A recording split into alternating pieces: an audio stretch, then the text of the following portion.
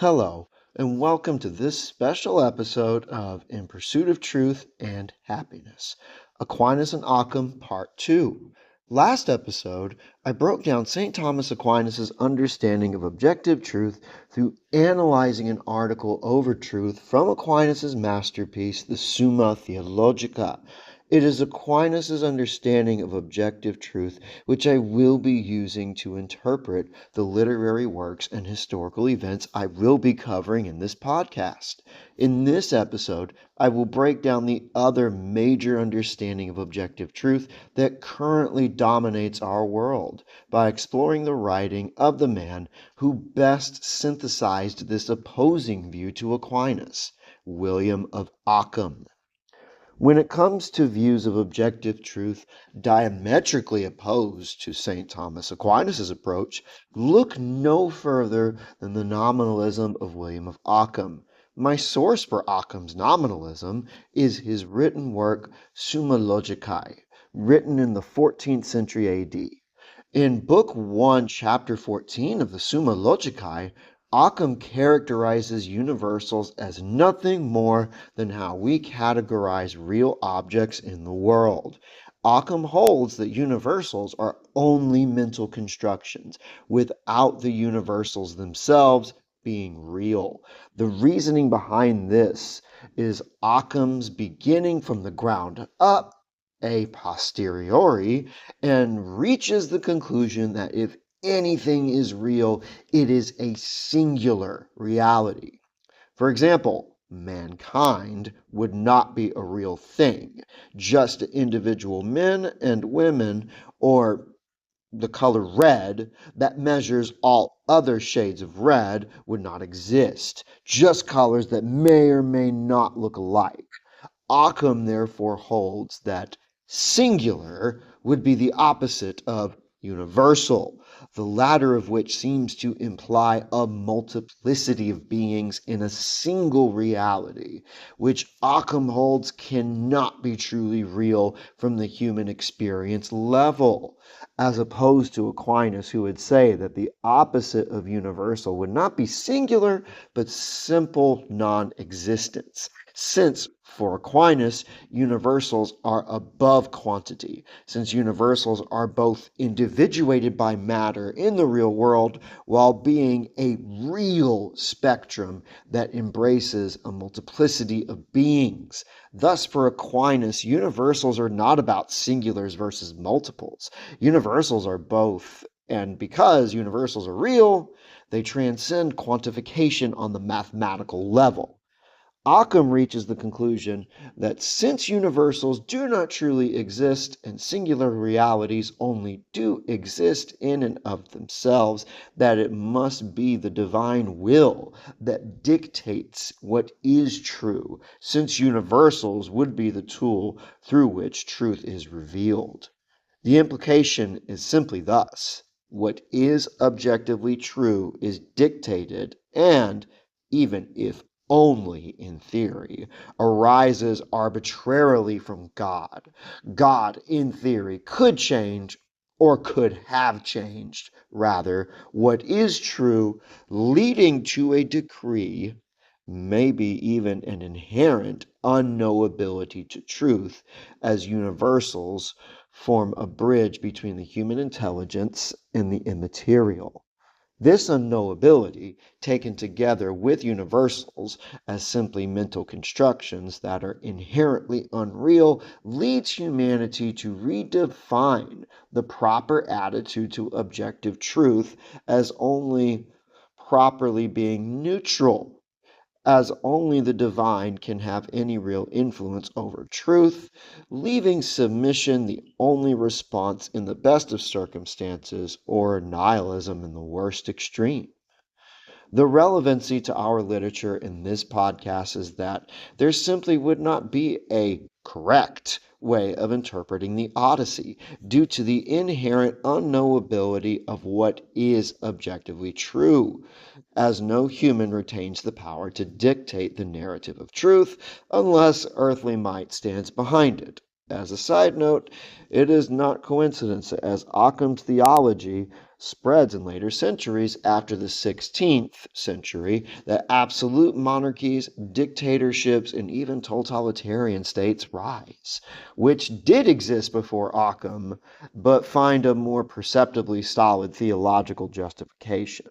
Thus, what is true, even if only in theory and not actuality, becomes relative and subject to change. This interpretive method is diametrically opposed to what I discussed earlier with St. Thomas Aquinas. My reasoning for choosing St. Thomas Aquinas and William of Ockham runs deeper than mere coincidence, however. Aquinas and Ockham stand as thinkers that shape not just historical eras, but people and institutions even to this very day and for the foreseeable future. To illustrate my point, St. Thomas Aquinas provides a theological synthesis that the Catholic Church looks to, not just to the time immediately after Aquinas, but to this very day. Not that Aquinas invents Catholic theology, but simply synthesizes it masterfully. And Ockham's theology informs the theology of Martin Luther, who was schooled in nominalism, the theological school of thought of William of Ockham that I discussed above, who goes on to change the very nature of Western civilization and transform it into its current relative and subjectivist truth state. In the future, I will return to the written works of St. Thomas Aquinas and William of Ockham, as these two figures stand as some of the biggest giants of the intellectual foundation of Western civilization alongside Socrates, Plato, Aristotle, and St. Paul of Tarsus. To tie this all together and loop this back to the Odyssey, which I will continue in the next episode, Aquinas' understanding of objective truth provides us with a mode of interpretation that reveals the universal meaning of all literary works that will always be for ages to come. Even if not all dimensions to the meaning of the text is not fully revealed until later centuries. The meaning lives internally in the text, perceptible in its body, the body being the book. To exemplify this interpretive method of Aquinas, I would ask of the Odyssey, how well does Odysseus conform himself to the universals of kingship, fatherhood, and husbandhood? In this method of interpretation, there is a universal form or standard of what it means to be a good king, a good father, and a good husband. These forms are not dictated by Odysseus or any other character, not even the gods. These forms are used to measure just how short or close Odysseus comes to these forms, and we would judge objectively how good or evil Odysseus is.